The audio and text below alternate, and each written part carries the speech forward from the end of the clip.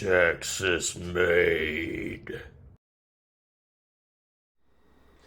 Alright, hey everybody, how's it going? This is like take 3. I'm really bad at this kind of thing, filming my awkward self.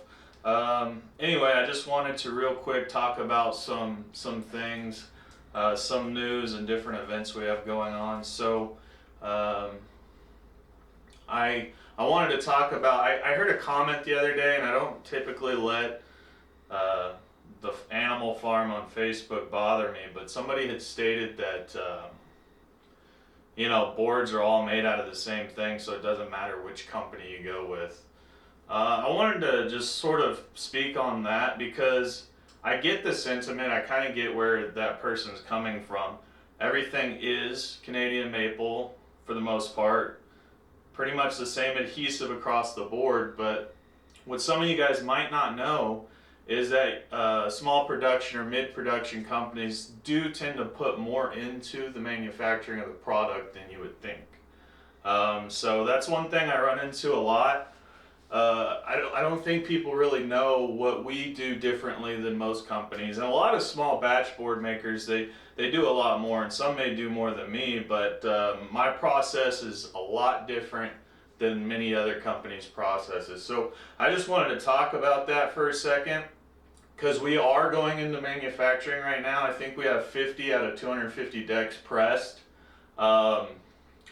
So typically what makes my boards different, and I think a lot of small batch board makers pretty similar, is we typically let our boards cure for around 2 to 3 weeks after pressing. This is important because you're less likely to end up with a warped board. So if you go with the mid to small like tier manufacturing company or maker, chances are they're going to be less likely to warp.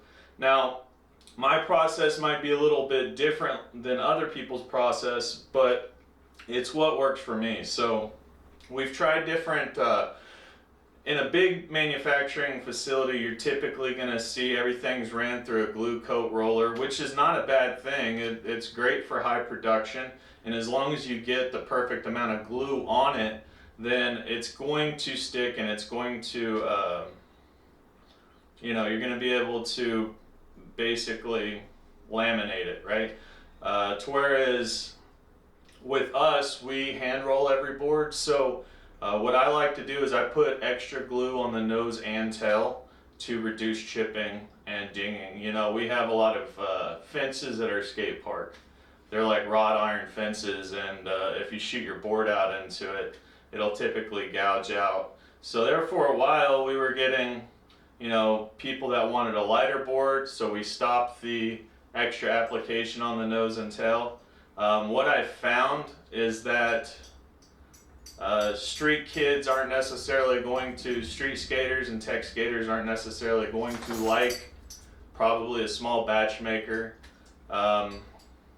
just because the board might be a little bit heavier, although I think my last run is right on par with every major manufacturer as far as lightness goes. So I think it just depends, but what you'll typically find, especially with not last run but the run before last and this run, on the boards that I put extra glue on the nose and tail, you're less likely to have chippage. So that's one thing we do differently. My boards stay in the molds for a minimum of 7 hours.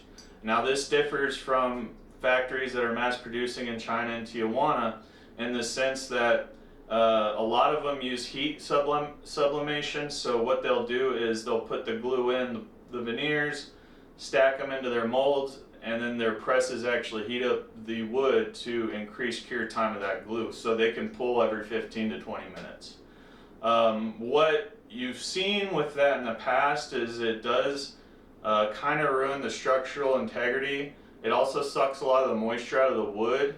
You don't want a piece of wood that is absolutely dry, because it's more likely to chip and crack and that sort of thing. So that's also why we say don't leave your boards in the trunk of your car in the Texas heat, because it'll suck all that moisture out of the wood. Even though it's got a coat of veneer or varnish on it, it'll still suck that moisture out. So when it's 100 degrees outside, it's going to be probably 150 degrees in your trunk, It's just not good for wood, and that goes across the board. Whether you have some big name brand or you have a small shop guy, you shouldn't be leaving your board in the trunk of your car out in the hot summer heat all day. So that's one thing. The other thing is, we put a lot more care into how we store the wood. If you see, we have humidifiers, we have relative humidity meters up. And it's just so that we can basically have a better product that has the exact right amount of moisture in the wood when it goes to production. So after the boards are pressed, we pull them from the molds, and I'm going to post more videos on that process later. But we pull from the molds and we let them sit in a stack so they don't warp. They sit in the same stack with the other boards shaped the exact same way, the same direction, so that they don't warp. And we typically let that cure for around 2 to 3 weeks. So yeah, the other comments I got was like, it was from a guy who was like, yeah, nobody in Texas makes boards anymore, and when they do, they're not quick about it. And that's kind of frustrating from my perspective, for the simple fact that everything is done by me, and we tend to have, give or take a week or two, the same lead time as a lot of major manufacturing companies. But it might take us a little bit longer because we're putting that extra amount of care into the product. As well as I've got a website to run, a team to run, a full-time job on this. So we are manufacturing right now. If you have a shop, if you have a brand that you want boards for, if you have a record store, if you have a brewery, if you have anything, if you're a part of a club and you want boards made, please reach out. We'd be happy to make them. You can reach out to us at info@sciopskate.com. So we're in production now. We've got enough product for 250 boards. I think I'm taking 100 of those because I'm low on stock, and I'll be making Psyop boards with those. So wanted to talk a bit about some events we have going on. I believe we're doing something with Mongo Chatter pretty soon. I think it's the 26th, but let me get back to you on that. I might be wrong. And then we have we're heading out to Austin area for King of the Vert contest, which we're sponsoring, and my skaters are actually going to be competing in that, so we're pretty excited about that. We should have boards available there. Now, if you've ever been to this area, this spot, there is no cell phone service typically, so we'll be running special cash discounts for decks, since you can only use cash.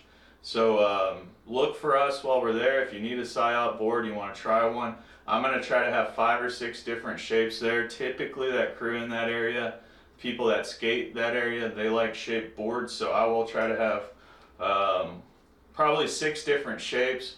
We'll probably have the new graphic out, the Moist Nugget, as well as we'll have some new some of the old graphics back out. I might actually press some more Battle of the Alamos, and or what I have left. I think I have 5 or 10 more of those. So we might also screen print a couple boards as well. So look forward to that event. I'll try to get better at filming this stuff as we go. Also, speaking of filming, we're going to be filming for Psyop Enemy of the State, which is our first skate video. We released a quick trailer, I think it was last year, with Discos Gorillas Records as like a fun project, but I think it's actually going to happen now. So we will be filming for that, so if you see us running around with the camera, say what's up. Yep, that's it for now. Y'all take care. Have a great Sunday, and I'll try to keep you guys as up to date as possible.